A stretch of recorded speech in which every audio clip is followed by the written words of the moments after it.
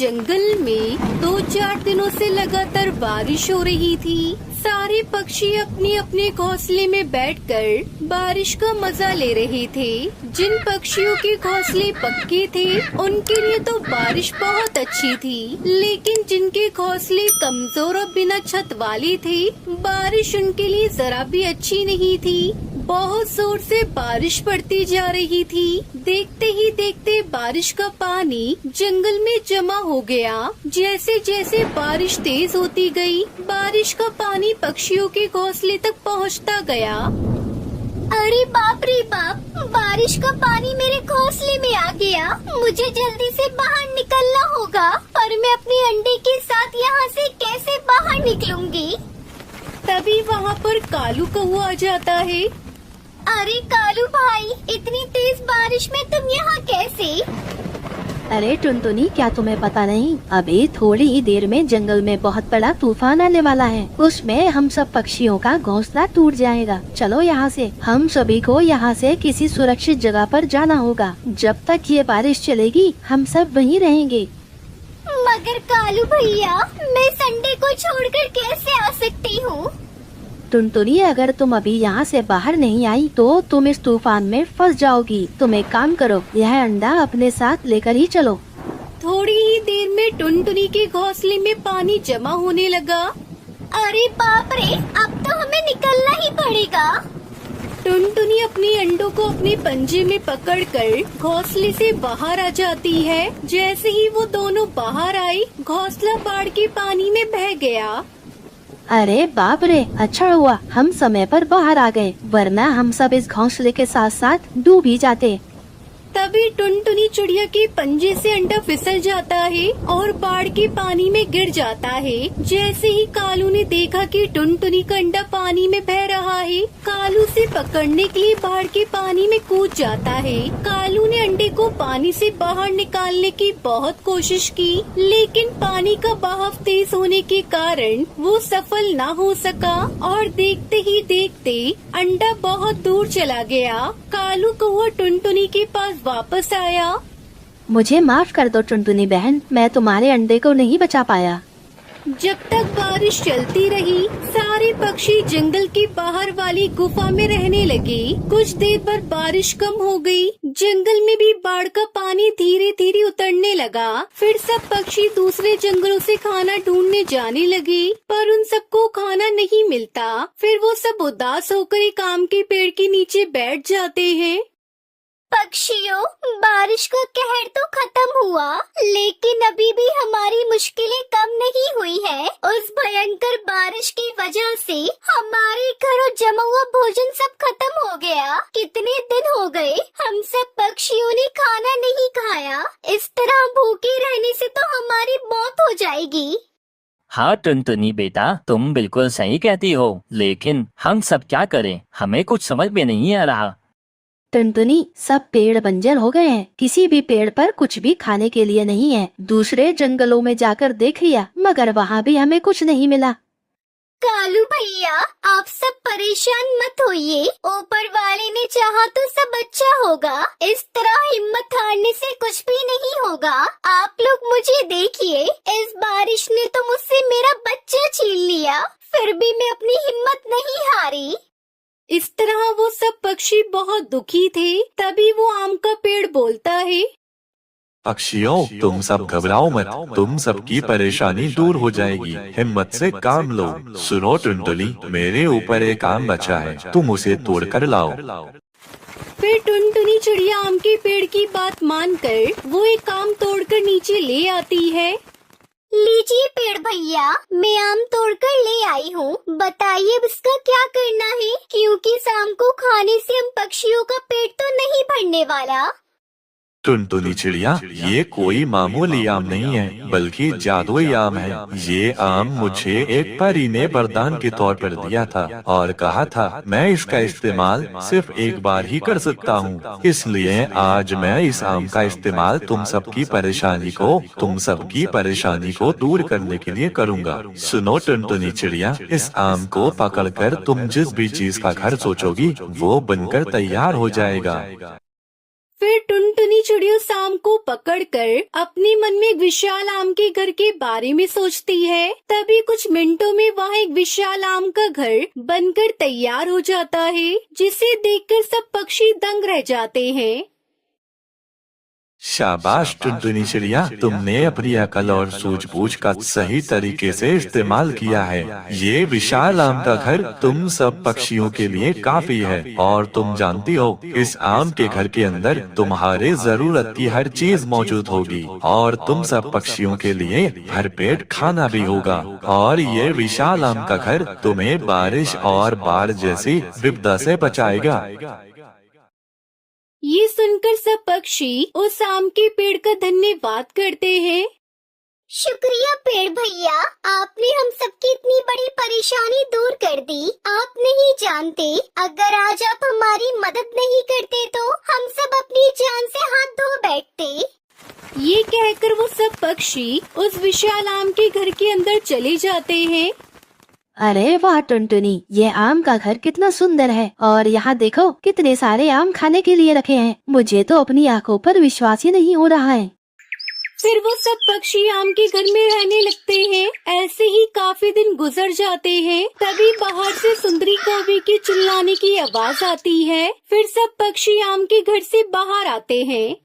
अरे सुंदरी कौवी, तुम ये क्या कर रही हो? इस मासूम सी बच्ची को इतना क्यों मार रही हो?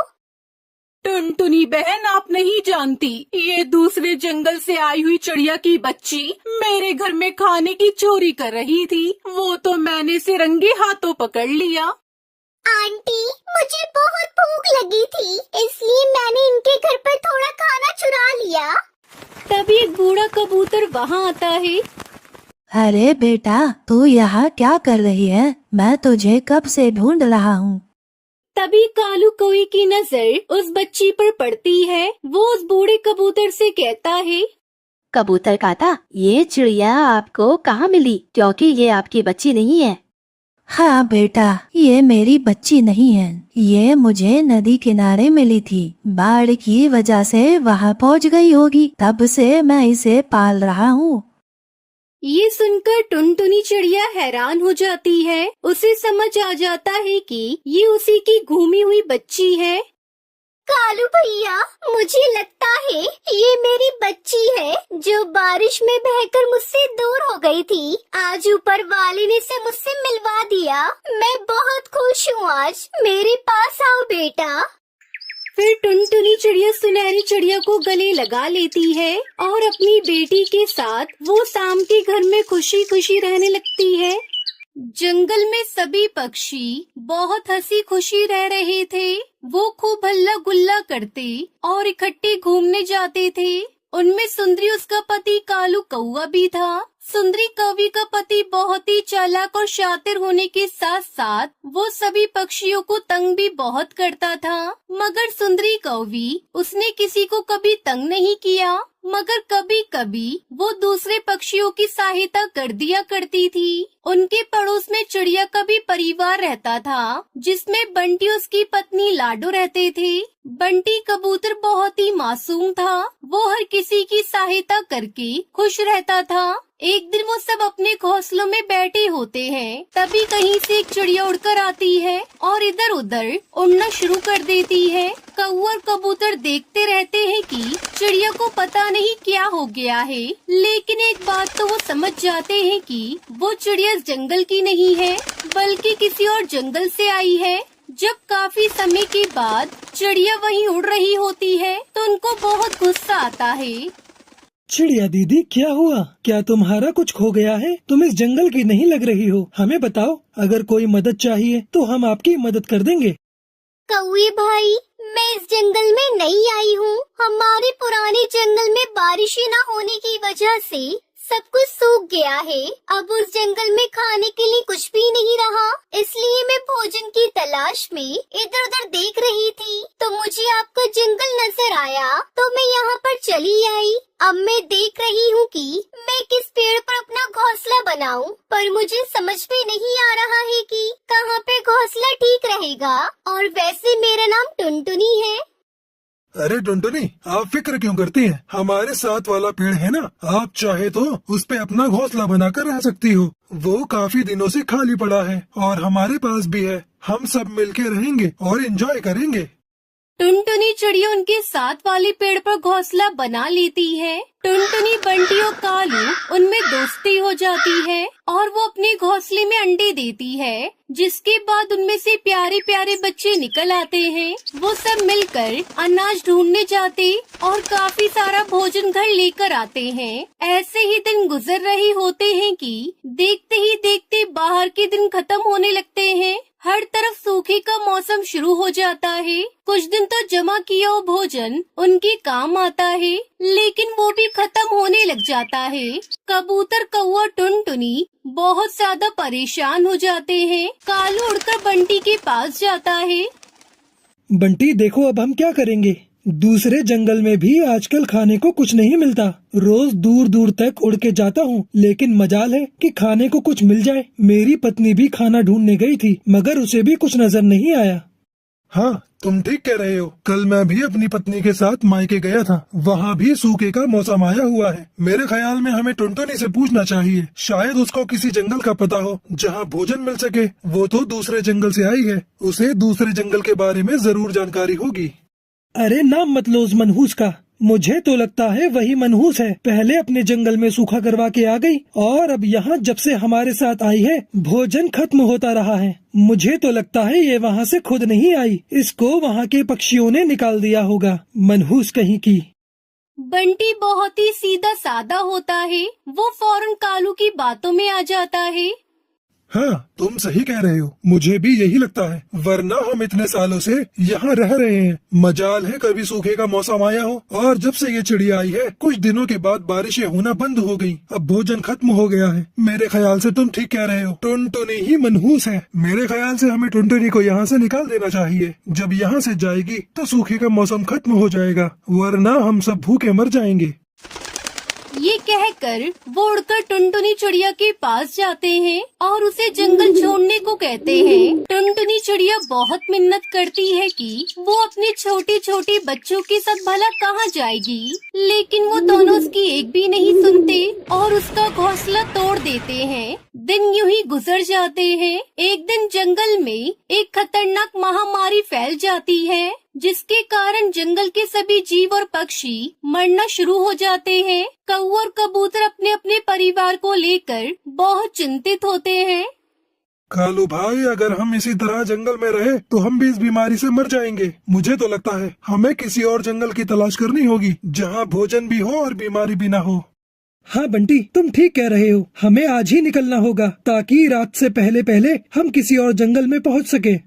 ये बोलकर वो किसी अच्छी जगह की तलाश में उड़ पड़ते हैं। उड़ते उड़ते वो एक दूसरे जंगल में पहुंच जाते हैं, लेकिन उस समय बहुत तेज बारिश होना शुरू हो जाती है। बारिश और ठंड की वजह से कालू और बंटी दोनों को अपने बच्चों की फिक्र होना शुरू हो जाती है। किसी तरीके से वो उनको ठंड से बचा सके।